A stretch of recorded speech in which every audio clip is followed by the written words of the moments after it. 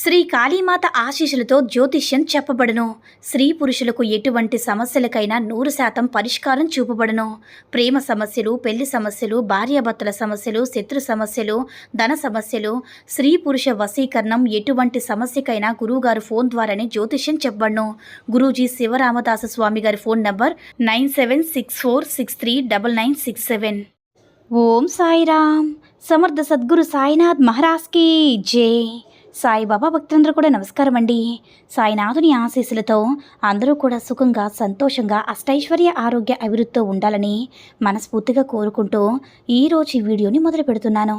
ఈరోజు వీడియో ఏంటంటే, నువ్వు కలలో కూడా ఊహించిన శుభవార్తతో నీ ముందుకు వచ్చాను బిడ్డ. కాదని కాలదన్నుకోకు, నీ సాయి తండ్రి చెప్పేది వెంటనే విను అని మన బాబాగారు అయితే ఈరోజు మనకి చాలా అద్భుతమైనటువంటి సందేశంతో అయితే మన ముందుకు వచ్చారండి. మరి మన బాబాగారు ఈరోజు మనకి ఎలాంటి సందేశం అందించాలి అనుకుంటున్నారో ఆయన మాటల ద్వారానే విందాము. ఆయన మాటలు వినే ముందుగా ఈ వీడియో కనుక నచ్చినట్లయితే లైక్ చేసి షేర్ చేయండి. మరిన్ని వీడియోస్ కోసం మన ఛానల్ని సబ్స్క్రైబ్ చేసుకొని మాకు కొంచెం సపోర్ట్ చేయండి. మరి మన బాబాగారి సందేశం ఏంటంటే, బిడ్డ, నువ్వు ఈ శుభవార్త వినడం వల్ల నీ జీవితం అంతా కూడా ఎంతో సంతోషంగా, ఎంతో ఆనందంగా, నీ మనసు చాలా ప్రశాంతంగా ఉంచడానికి ప్రయత్నిస్తావు.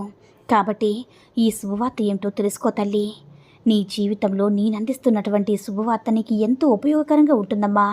చూడు తల్లి, ఎవరో నిన్ను కోపంగా మాట్లాడారని ఆ మనిషిని దూరం చేసుకుంటే అసలు బంధానికి అర్థమేముంటుందో చెప్పు. దాని వెనుక ఉన్న కారణం తెలుసుకుంటేనే కదా ఆ ప్రేమ అనేది కనిపిస్తుంది. అసలు ఎందుకు కోపడ్డారో, కోపంగా అసలు ఎందుకు మాట్లాడాల్సి వచ్చిందో, అలాంటి పరిస్థితి వల్ల నేను ఎలాంటి పరిస్థితులు నిన్ను వదులుకున్నారో, అలాగే వారికి నీకు ఏ విధమైనటువంటి మునిపెన్నడూ లేని సమస్యలు ఇప్పుడు ఎందుకు వచ్చాయో, ఎవరి వల్ల వచ్చాయో, ఇవన్నీ కూడా అర్థం చేసుకుని వారి గురించి నీకంటే ఎక్కువగా ఎవరికి తెలుస్తుంది చెప్పు. కాబట్టి వారి గురించి అర్థం చేసుకోవాల్సినటువంటి బాధ్యత నీపైన ఉందమ్మా. దూరం బంధాన్ని తిరిగి మళ్ళా స్వాగతించు.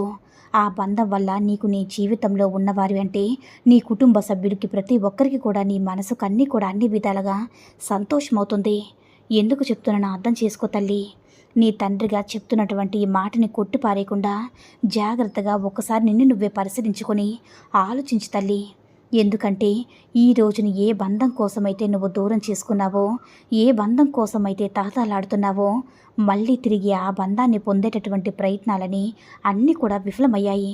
దేని గురించి అయితే దుఃఖిస్తున్నావో అవన్నీ కూడా నీ నుంచి దూరం చేస్తాను బిడ్డ.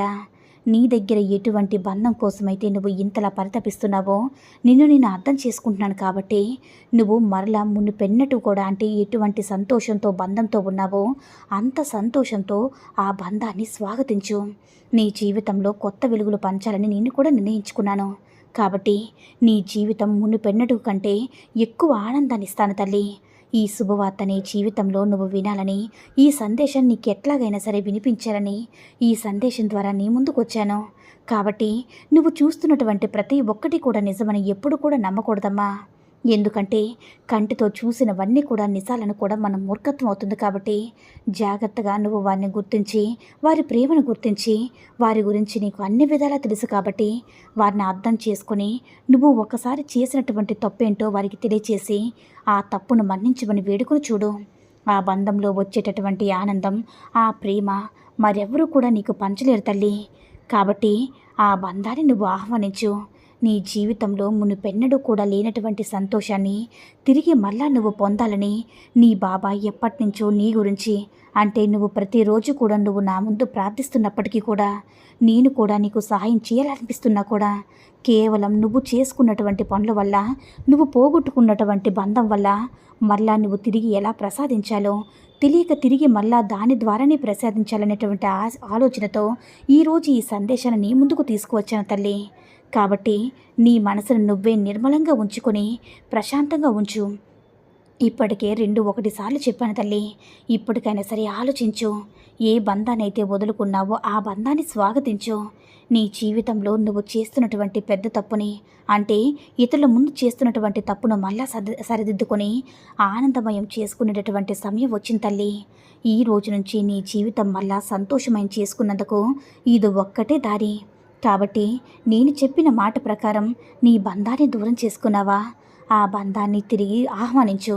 నీ జీవితంలోకి తిరిగి నువ్వు సంతోషంగా ఆనందంగా గడపాలని నీ సాయి ఎప్పుడు కూడా మనస్ఫూర్తిగా కోరుకుంటాడమ్మా అని మన బాబాగారు అయితే ఈరోజు మనకి చాలా అంటే చాలా అద్భుతమైనటువంటి సందేశాన్ని అయితే అందించారండి.